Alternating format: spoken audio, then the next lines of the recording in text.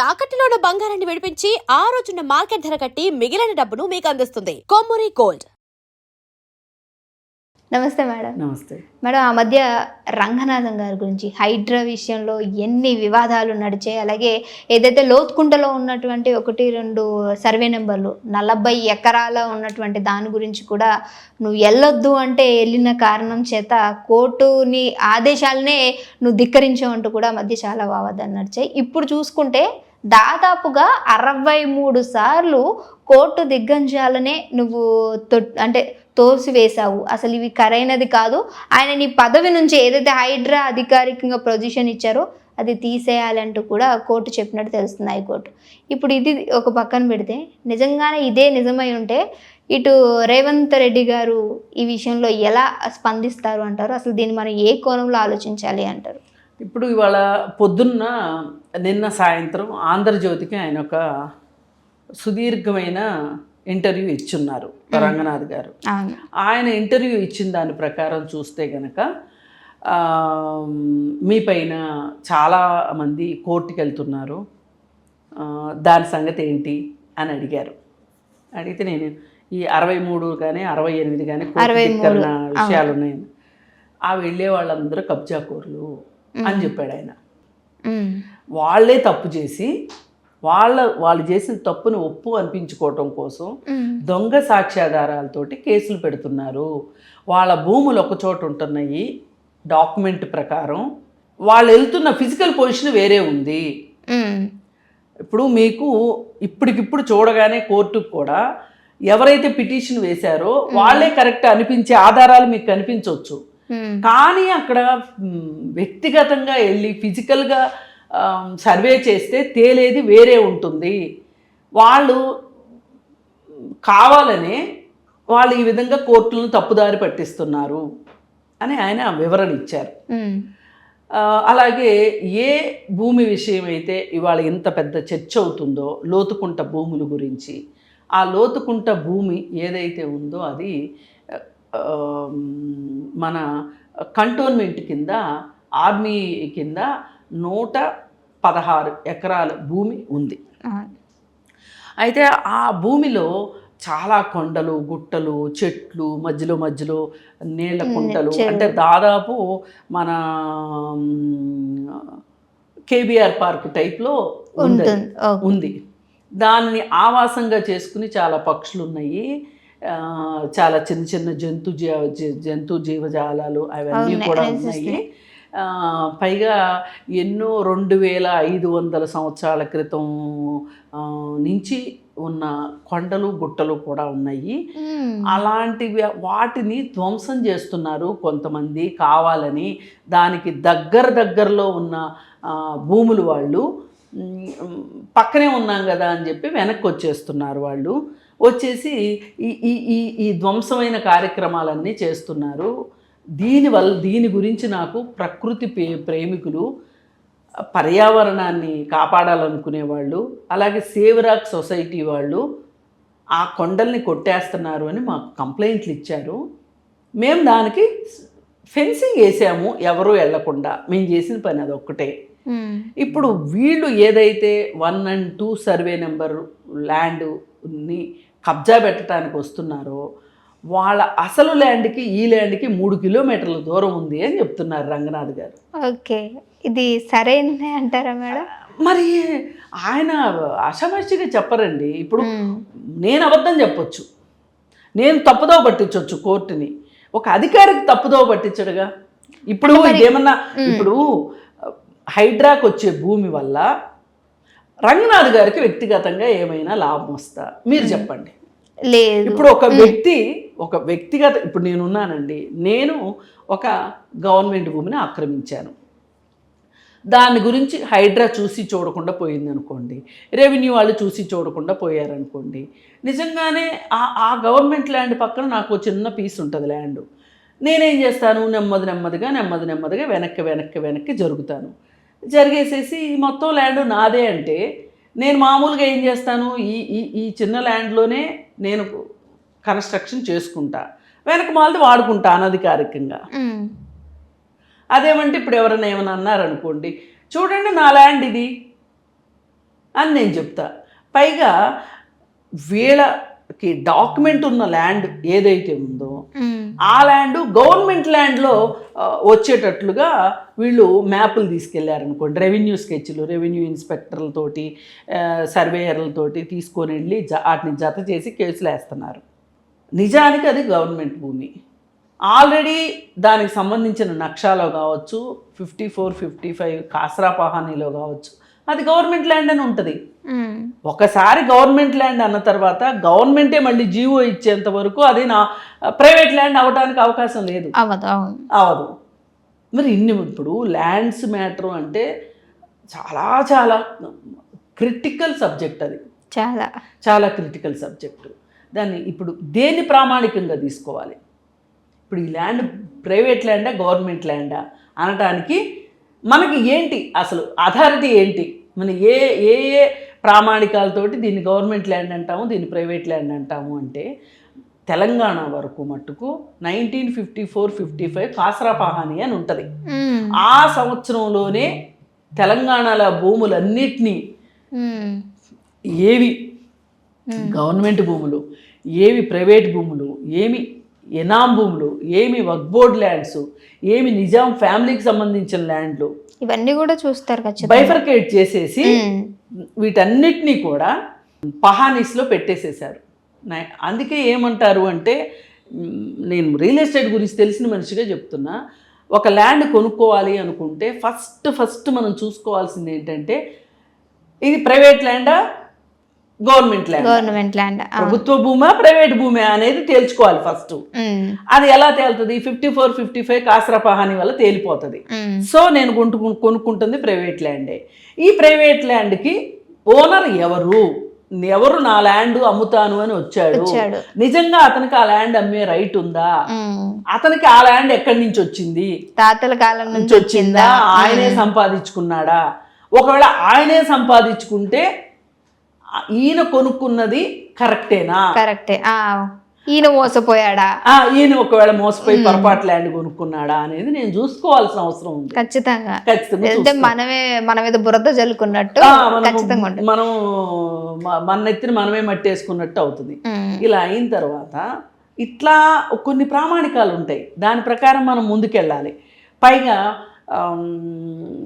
ఒక లేఅవుట్ వేసిన ల్యాండ్ అనుకోండి, ఏ ప్లాట్ ఎక్కడుందో ఎంతో కొంత తెలిసే అవకాశం ఉంటుంది. ఇప్పుడు లేఅవుట్ అనుకోండి, ఊర్లో ల్యాండో లేకపోతే పొలాలో అనుకోండి, మనం ఏమనుకుంటాం, కరెక్ట్ ఇవన్నీ పాత వాళ్ళు చూసుకునేవాళ్ళు కాదు. ఎవరు ఎక్కడ దున్నుకుంటుంటే అదే వాళ్ళ ల్యాండ్ అనుకునేవాళ్ళు. ఒక్కొక్కసారి ఏమైపోయేది, వీళ్ళు అసలు ల్యాండ్ వీళ్ళది ఇటుంటే వాళ్ళు అటు వ్యవసాయం చేసుకునేవాళ్ళు. ఇంకప్పుడు ఇద్దరు కలిసి ఆ రెవెన్యూ ఆఫీస్కి వెళ్ళి పంచనామా చేయించుకొని, అంటే మళ్ళీ ఇంకోసారి సర్వే చేయించుకుని ఎవరెక్కడా అనేది క్లియర్ కట్గా అక్కడ మనకి రెవెన్యూ రికార్డ్స్ అవన్నీ ఉంటాయి. వాటిని టీపిన్స్ అని చెప్పి అంటారు. ఆ టీపిన్స్ ద్వారా రెవెన్యూ డిపార్ట్మెంట్ వాళ్ళు వచ్చి కొలతలేస్తారు. ఇప్పుడు ఆ ఇద్దరికి ఇష్టమైంది అనుకోండి, ఒక ప్రైవేట్ సర్వేయర్తో కూడా చేయించుకుంటారు. లేదు నాకు గవర్నమెంట్ సర్వేయే కావాలి అని అడిగారు అనుకోండి, గవర్నమెంట్ సర్వే చేసేటప్పుడు కూడా ఏం చేయాలి అంటే, నా ల్యాండ్ సర్వే చేయమని నేను అడిగినప్పుడు పక్కన మీరుంటే మీరు, ఇంకోళ్ళు ఉంటే ఇంకొకళ్ళు, ఆ చుట్టూ ఉన్న వాళ్ళందరికీ నోటీసులు ఇవ్వాలి. ఫలానా వ్యక్తి సర్వే కోసం అడుగుతున్నారు, మీరు అందరూ రండి, పలానా రోజు సర్వే ఉంటుందని నోటీసులు ఇస్తారు వాళ్ళకి. వాళ్ళందరూ వస్తారు, వాళ్ళందరి సమక్షంలో వాళ్ళందరూ సాక్షి సంతకాలు పెట్టి పంచనామా జరగాలి. ఇప్పుడు ఏ ఒక్క వ్యక్తి అయినా రాలేదు అనుకోండి, ఆ రోజు జరగదు. రావటమే కాదు, వచ్చి సంతకాలు కూడా పెట్టాలి. ఇలా ఉంటాయి రెవెన్యూ మ్యాటర్స్. వీటిని ఆధారంగా చేసుకొని ఒక్కొక్కళ్ళు లంచాలు ఇచ్చేవాళ్ళు లంచాలు ఇస్తారు, రెవెన్యూ డిపార్ట్మెంట్లో లంచాలు ఇస్తారు, రిజిస్ట్రేషన్ ఆఫీస్లో లంచాలు ఇస్తారు. ఏదో రకంగా ఈ ల్యాండ్ నాది అనిపించుకుంటారు, ఆ ల్యాండ్లో పొజిషన్ తీసుకుంటారు. ఈ పొజిషన్ తీసుకున్న తర్వాత నేను పొజిషన్లో ఉన్నా కాబట్టి నాదే ఆ ల్యాండ్ అంటారు. కానీ ఇంకొకళ్ళు వచ్చి ఈ ల్యాండ్ నాది అన్నారనుకోండి, అప్పుడు మళ్ళీ రెవెన్యూ డిపార్ట్మెంటు సర్వే చేయాలి, రీసర్వే చేస్తారు. కొన్ని సందర్భాల్లో సర్వే చేసి ఎవరి వాళ్ళకి అప్పగించాలి. ఇప్పుడు ఈయన చెప్పేది ఏంటి, చాలామంది ఇదే పని చేస్తున్నారు. ఏమని దొంగ కాగితాలు పెట్టుకుంటున్నారు. అంటే కోర్టు అడిగినప్పుడు, కోర్టు రమ్మని ఆదేశించినప్పుడు వెళ్ళాడంటండి 2 సార్లు ఆయన వెళ్ళాడంటండి. రోజు వెళ్ళి కోర్టులో కూర్చోవాలంటే ఆయనకి కుదరదు. ఇప్పుడు నేను పోయినసారి కూడా మనం మాట్లాడుకున్నప్పుడు ఒకటే చెప్పా. ఇప్పుడు గవర్నమెంట్ తాలూకు ప్లీడర్లు, అడ్వకేట్, గవర్నమెంట్ జీపీలు అంటారు వాళ్ళని, వాళ్ళు సరైన సమయంకి వెళ్ళకపోవటము, సరిగా వాదించకపోవటము, అట్లాంటివి ఏమన్నా జరిగినాయి అనుకోండి, ఈ ప్రైవేట్ వాళ్ళు ల్యాండ్ వాళ్ళది కాదు, కానీ వాళ్ళు ఈ కేసు గెలిచారు అంటే కొండకి దారం కడితే, అదే వెంట్రుక కడితే వస్తే కొండ వస్తే, పోతే వెంట్రుకే కదా పోయేది వాళ్ళకి. అందుకని వాళ్ళు ఏం చేస్తారు అంటే బాగా ఖర్చు పెట్టి లాయర్ని పెట్టుకుంటారు. ఆ లాయరు జడ్జిని కన్విన్స్ చేయగలిగాడు అనుకోండి, లేదు కనీసం కన్ఫ్యూజ్ చేయగలిగాడు అనుకోండి, అలాంటి వీళ్ళైతే ఆ జడ్జి ఇటని చెప్పాల్సి వస్తుంది. ఇప్పుడు కోర్టుల్లో అదే జరుగుతుందని నా ఉద్దేశం. ఎందుకంటే ఇక్కడ మనం ఒకటే చూసుకోవాల్సింది, ఆయన కాపాడు ఎవరికి ఇస్తున్నాడు? గవర్నమెంట్కే ఇస్తున్నాడు. ఇప్పుడు ఆయన జేబులోకి వెళ్తుంది అనుకోండి, గవర్నమెంట్ ఏమైనా డబ్బులు ఇస్తుంది ఆయనకి? ప్రైవేట్ వ్యక్తులు అయితే డబ్బులు ఇస్తారు. ఇప్పుడు రంగనాథ్ గారికి ఒక భూమి ప్రైవేట్ వాళ్ళది ల్యాండ్ కాపాడి ప్రభుత్వం దగ్గర నుంచి తీసుకుని ప్రైవేట్ వాళ్ళకి ఇచ్చారనుకోండి, ప్రైవేట్ వాళ్ళు అయితే డబ్బులు ఇస్తారు. ప్రభుత్వం ఎక్కడ తెచ్చిస్తుంది? ఆయన బోల్డ్ పార్కులు కాపాడుతున్నాడు. ఒక కాలనీలో పార్క్ ఉంది అని చెప్పి, మా పార్కుని ఎవరో ఆక్రమించి ప్లాట్లు చేసి అమ్ముకుంటున్నారండి అని ఒక కంప్లైంట్ వచ్చింది ఆయనకి.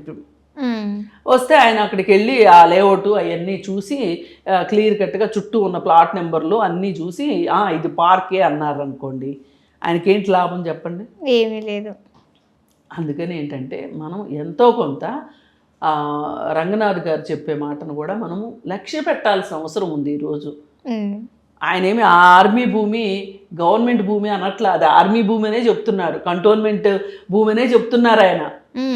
కాకపోతే ఈ ప్రకృతి ప్రేమికులు, సేవరాక్ సొసైటీ వాళ్ళు, వీళ్ళందరూ ఆయన కంప్లైంట్ ఇచ్చేసరికి వీళ్ళు వచ్చి కొండలు కొట్టేస్తున్నారనే ఉద్దేశంతో ప్రైవేట్ వ్యక్తులు వచ్చి మా ల్యాండ్ అని చెప్పి కొండలు కొట్టేస్తారు, ఫెన్సింగ్ వేయాల్సి వచ్చింది. ఇప్పుడు భూమిని అయితే ఆయన ఎత్తుకెళ్ళి హైడ్రా ఆఫీస్లో పెట్టుకోలేడు కదండి, ఎక్కడ భూమి అక్కడే ఉంటుంది కదా. బోలెడు చెరువులు కాపాడుతున్నారు. అసలు ఇన్నాళ్ళకి ఒక మనిషి వచ్చి చెరువుల గురించి, పర్యావరణం గురించి మాట్లాడుతున్నారు. ఇప్పుడు ఏ వ్యక్తికైనా ఒక ప్రైవేట్ లేఅవుట్ కావచ్చు, అంటే అనధికార లేఅవుట్ కావచ్చు, అధికార లేఅవుట్ కావచ్చు, ఏ లేఅవుట్లోనైనా ఎవరైనా రోడ్డును కబ్జా పెట్టారనుకోండి, ఆయన దగ్గరికి వెళ్తే ఆయన మాట్లాడుతున్నారు, దాన్ని అడ్రస్ చేస్తున్నారు. ఇప్పుడు నాకు తెలిసి ఒక కాలనీలో రోడ్లో అపార్ట్మెంట్ వచ్చేసింది. ఆ రోడ్లో ఉన్న వాళ్ళు పాపం కంప్లైంట్ పెట్టారు, కోర్టుకు వెళ్ళారు. అవలా బిల్డింగ్ కన్స్ట్రక్షన్ అయిపోయింది, అమ్మేసుకున్నారు బిల్డరు, దానిలో ఫ్యామిలీస్ ఉంటున్నారు. వీళ్ళు ఏం చేస్తున్నారు? వీళ్ళకి ఈజీగా 50 ఫీట్లలో మెయిన్ రోడ్డు వచ్చేదల్లా 10 ప్లాట్లు తిరిగి మెయిన్ రోడ్డు మీదకి వస్తున్నారు. వాళ్ళ ప్లాట్లకి ఎంత వాల్యూ తగ్గిపోద్ది అప్పుడు? చాలా. ఎంత దుర్మార్గం ఇది.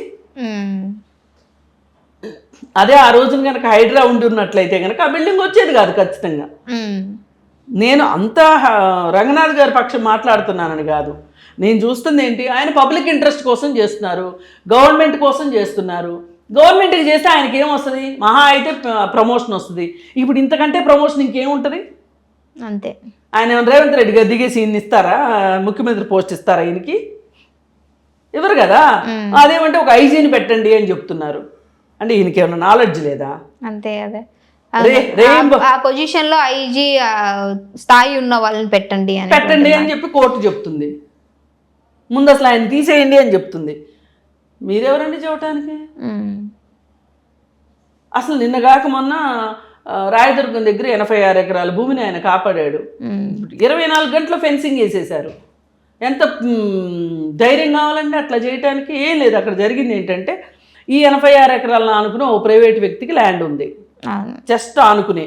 ఆయన రోజుకు కాస్త వెనక్కి జరుగుతున్నాడు. ఇది ఎవరో కంప్లైంట్ చేశారు. కంప్లైంట్ చేస్తే వచ్చి చూశారు, నిజంగానే ఒకప్పుడు ఫెన్సింగ్ వేసి ఉంది. ఆ ఫెన్సింగ్ పీకేశాడు. పీకేస్తే తెలిసిపోద్దండి, ఫెన్సింగ్ పీకేసినట్టు కనపడుతుంది, మళ్ళీ వేసిన ఫెన్సింగ్ వేసినట్టు కనపడుతుంది. ఇక ఆయన వచ్చారు, వచ్చి 24 గంటల్లో ఫెన్సింగ్ అయిపోయింది 86 ఎకరాలకి. నేను పొద్దున్న ఆఫీస్కి బయలుదేరేటప్పుడు ఫెన్సింగ్ వేస్తూ ఉన్నారు, సాయంకాలం ఇంటికి వెళ్ళేటప్పుడు కంప్లీట్ అయింది. వెరీ క్విక్ వెరీ క్విక్గా జరుగుతుంది. ఎందుకంటే దాని మీద ఇంతకుముందు 1-2 సార్లు కంప్లైంట్లు వచ్చినాయి ఆ ల్యాండ్ మీద. ఆ ల్యాండ్ దగ్గర బోర్డులు కూడా పెట్టారు నిజానికి, అయినా చేస్తున్నారు. ఇవాళ రాయదుర్గం భూమి అంటే ఎకరం 250 కోట్లకు పోయింది ఆ దగ్గరలో, 1 కిలోమీటర్ డిస్టెన్స్లో. ఇది 250 కోట్లు పోకపోయినా 200 కోట్లు అయినా పోతుంది. 86 ఎకరాలు ఇంటూ 200 కోట్లు లెక్కేసుకోండి, ప్రభుత్వానికి ఎంత. ఆయన అయితే సెక్యూర్ చేసి పెట్టారు కదా. అందుకని అట్లాంటి పద్ధతి తెలిసిన ఆయన్ని మనం ఆఫీసర్గా పెట్టుకున్నాం. ఇప్పుడు ఆయన దగ్గర ఉన్న సిబ్బంది చేత ఆయనకి హైడ్రా పనులు లేకపోతే కనుక ఆయన ఏం చేస్తున్నారు, ఇప్పుడు ఎన్డీఆర్ఎఫ్ వాళ్ళు ఎట్లా అయితే పనులు చేస్తారో అక్కడ ఇప్పుడు ఆ నాళాల్లో నీళ్ళు వెళ్ళలేదనుకోండి, ఆ నాళాల్లో నీళ్ళన్నీ పొంగిపోయి పక్కన కాలనీలన్నిటికీ ఇప్పుడు వర్షాకాలం